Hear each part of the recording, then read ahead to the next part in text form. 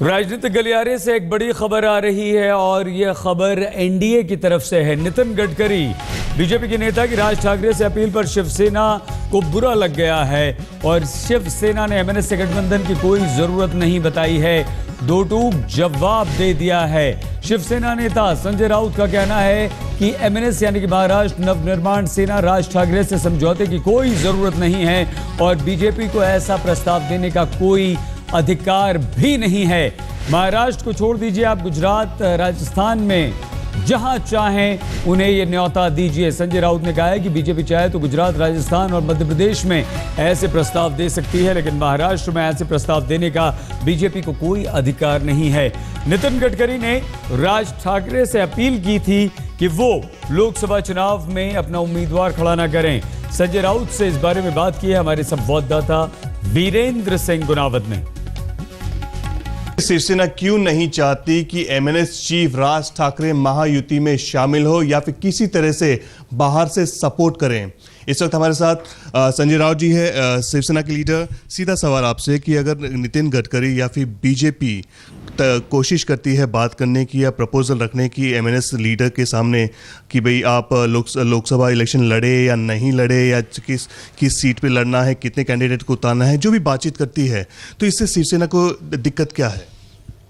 देखिए, महाराष्ट्र में जो राजनीति हो रही है जिस प्रकार से, खास करके लोकसभा चुनाव को देखते हुए, उसमें अब शिवसेना का जो ग्रैंड अलायंस है जिसमें भारतीय जनता पार्टी है, रिपब्लिकन पार्टी आठवले ग्रुप है, राजू शेट्टी का स्वाभिमानी शेतकरी संगठन है, राष्ट्रीय समाज पार्टी, हम 5 पार्टियों ने एक अलायंस बनाया है।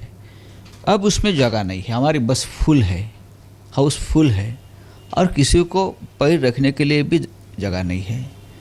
ये पहली बात। दूसरी बात, शिवसेना के एजेंडा के ऊपर ये जो बात गडकरी साहब ने की वो हमारे पास अब कोई बात नहीं है और हमने पहले से इस बात को क्लोज किया है कि एमएनएस के साथ ना कोई बातचीत होगी, ना अलायंस में आ जाएंगे, क्योंकि शिवसेना अपने आप एक बड़ी पार्टी है, महाराष्ट्र में बालासाहेब ठाकरे जी की पार्टी है। तो ये अथॉरिटी बीजेपी को या बीजेपी लीडर्स को शिवसेना ने नहीं दिया कि हमारे ऑन बिहाफ ऑफ शिवसेना कोई बात करे।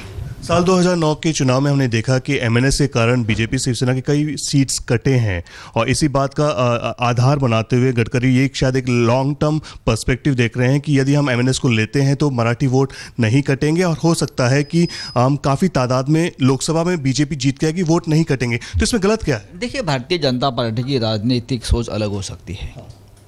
महाराष्ट्र में इस प्रकार की कोई वोट नहीं कटेंगे।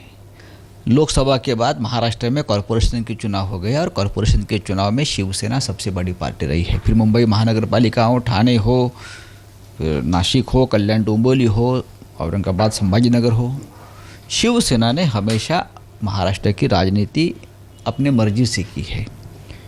भारतीय जनता पार्टी अगर चाहती है एमएनएस को सीट देने की बात तो गुजरात में दीजिए, राजस्थान में दीजिए, उत्तर प्रदेश, बिहार में दीजिए, महाराष्ट्र की बात आप मत करिए। क्या आप मानते हैं कि शिवसेना मानती है कि 2009 में एमएनएस के कारण काफ़ी वोट कटे थे, मराठी वोट कटे थे? मुझे नहीं लगता है कि मराठी वोट कटे थे। मराठी वोट शिवसेना के साथ रहेगा। शुक्रिया। संजय राउत जी ने साफ तौर पे कहा है कि एमएनएस की महायुति में कोई जरूरत नहीं है। यदि हराना हो राज्य सरकार में एनसीपी और कांग्रेस को तो शिवसेना ही काफ़ी है।